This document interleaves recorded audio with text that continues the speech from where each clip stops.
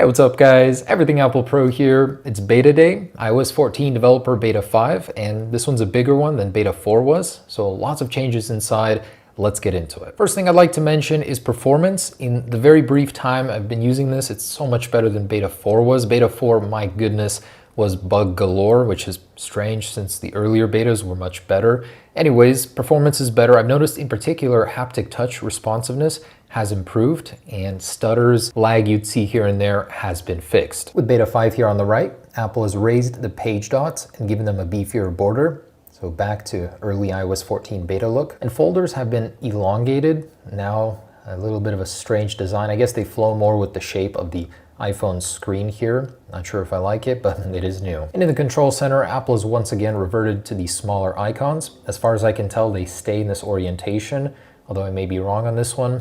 And the spacing's a little bit different. I personally prefer them this way instead of two big icons here, as you get more options. There's now a new widget size for news. It's a super mega size. You're not able to enable it. It doesn't show up anywhere, but I guess this is coming in future iOS 14 betas. And certain widgets, like the Maps widget, will now ask you to verify whether you want to allow location tracking, and that's able to be adjusted in the location services settings. So Apple is really going deep on the privacy settings, making sure that every application, even a widget now, is getting your verification for tracking you or other permissions. Also, when using screen time, widgets are now under the same restrictions as their parent applications. So restricting, let's say, music will prevent this actual widget from working as well. Apple has once again put some effort into the weather widget and now refreshes at more intervals and overall more stable. And these two widgets have been modified in dark mode. Notes now appears darker inside, and the calendar widget no longer pitch black, more of a grayish. And when setting up the tips widget, the size of the text inside the previews has been adjusted.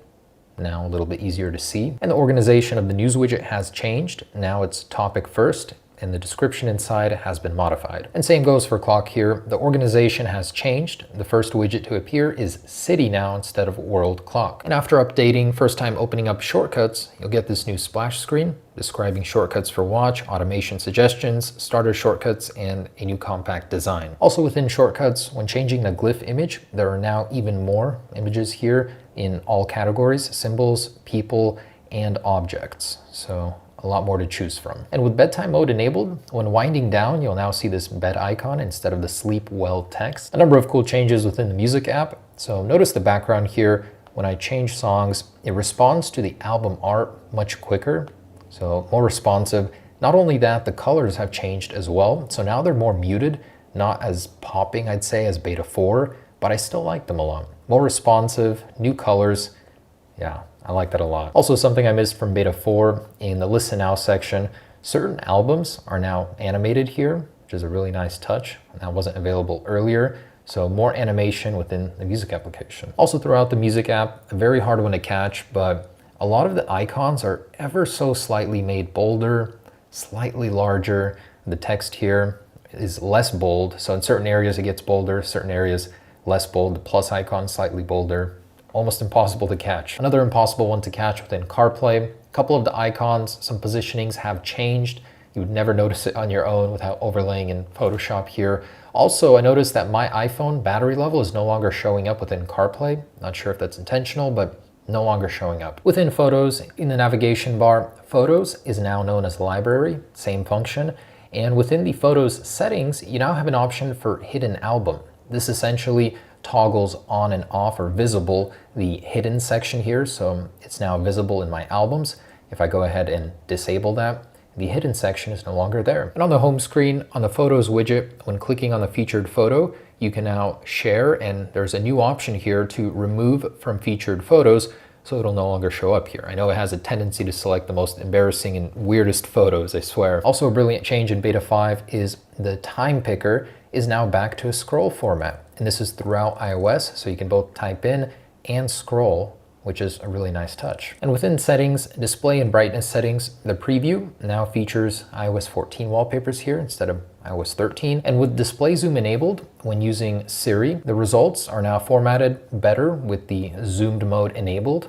So now displays more information on the same page. Apple has made a couple of visual adjustments within battery settings. Last charged to 95%, so easier to read instead of having the level over here, and now there's a little icon representing when you were charging. And within exposure notification settings, in here, you now have an option to turn on exposure notifications as well as availability alerts.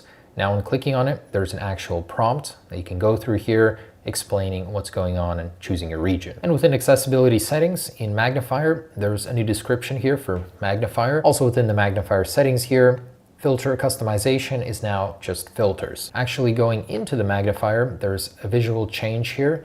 So when the interface is collapsed, you'll notice that there's a little arrow here visible. Previously it was just flat. And a really awesome one that I missed from the earlier betas, on older iPhones, you too can change the frame rate and resolution settings within the camera app by going into your camera settings and then jumping into record video and select video format control to on. By default, it's off. And within the camera app now, same as the iPhone XS and above, basically the iPhone 10 and below now get this as well. You can change your camera settings in here. Awesome. And Apple has tweaked the algorithm for emoji search. Now searching for Apple will bring up more relevant results, where previously weren't the same options here. Within messages, the photo preview area has been shrunk, and I'm not sure if this was a bug to begin with, but now that's tidier. Also in the last beta, there was this annoying bug where when using quick reply and you were typing, you would stop typing about 10 seconds through. That's since been resolved. Thank goodness. Also the bug when an application or a process would recently use your mic or camera and iOS would be unable to identify it has since been fixed. Also an earlier one I missed, so when you get a missed call, it'll no longer automatically call the person back when you click on that notification. It'll now take you to the app responsible for that notification. Within Safari, when visiting a website you've already visited, it'll now show up in blue here. So nice visual change.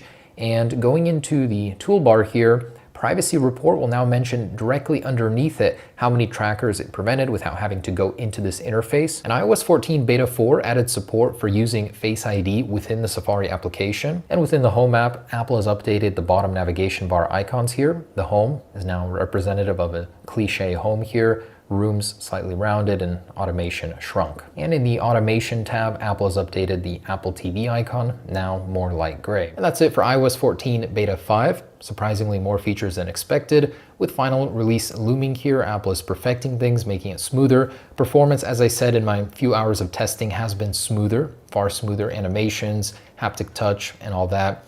And compared to an earlier beta, multi-core score has been resolved, but not getting an increase of 20-25% like some people are reporting. Otherwise, thanks for watching, guys. Stay tuned for the next one. Peace.